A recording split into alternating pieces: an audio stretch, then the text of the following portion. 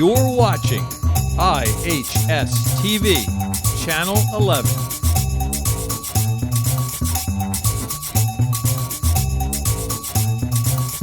This is Kaleidoscope News this morning.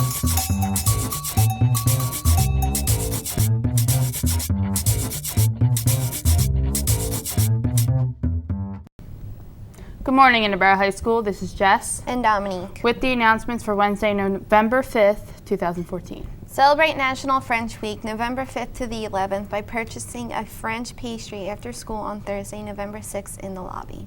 Picture retakes are today. Only students that have a pass will be permitted to go to the auditorium. The next meeting of the French Club is today at 2:30 in room 230. We will be discussing bake sale. Yearly dues should be handed in. New members are welcome.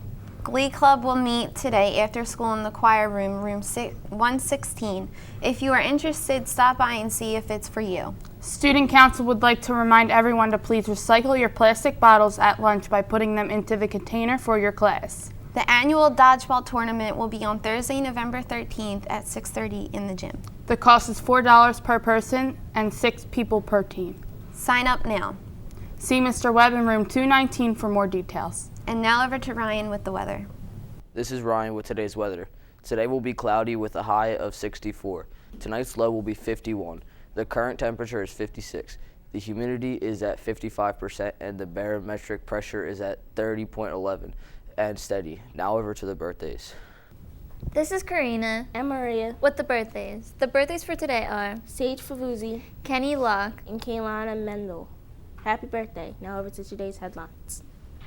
This is Ryan with today's headline. Democrat Tom Wolf was elected governor of PA, spending $10 million of his own money in the race. This marks the first time since 1968 that a PA governor incumbent was not reelected. Now back to the news desk. This is Jess and Dominique with some additional announcements. On Thursday from 6 to 7:30 p.m. in the high school auditorium, a representative from Discover will be available to guide families in the financial aid process, as well as maximize scholarship opportunities to aid in the cost for college.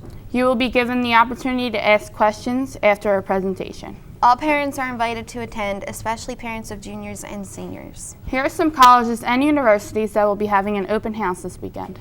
Saturday, November 8th, Temple University, California University of PA, York College, Art Institute of Philadelphia, Sunday, November 10th, Eastern University, and Albright College. Now, over to the menu.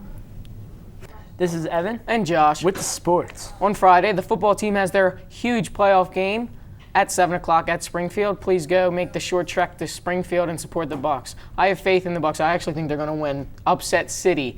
The 5-5 will defeat the undefeated. On Monday, the Sixers lost to the Rockets. Big surprise. James Harden had 35 points. Dwight Howard had 11 points and 14 rebounds, even on a sore knee. And in case you didn't see, Nerlens Noel of the Sixers had a huge block against James Harden, kind of capturing the crowd's attention for once. The only thing that captured the crowd's attention. And we both picked up 2 points. And another game we also picked up 2 points was the Flyers game last night. They defeated the Edmonton Oilers 4-1. Jacob Voracek had 2 goals, and Steve Mason had 35 saves. Now tonight the Sixers take on the Orlando Magic, and my prediction is that the Sixers are going to get their first win of the season tonight against the Orlando Magic. That will not happen, okay? I have the Orlando Magic defeating the Sixers tonight, and one of the biggest mistakes the Sixers ever made was trading away Nick Vucevic, and he's just going to dominate the Sixers tonight, you will see. Tomorrow, the Flyers take on the Florida Panthers. They played them this past weekend and lost to Florida, but I think the Flyers are going to pick up the win tomorrow night. Yeah, the Flyers seem to be doing pretty hot out there, and I also predict the Flyers to get the win tomorrow night. As for the game of the week, on Thursday night, the Cincinnati Bengals take on the Cleveland Browns, and my prediction is that the Cincinnati Bengals are going to win. I think that the Bengals are on sort of a hot streak and are doing very well this season, potential playoff candidates, so I picked the Bengals.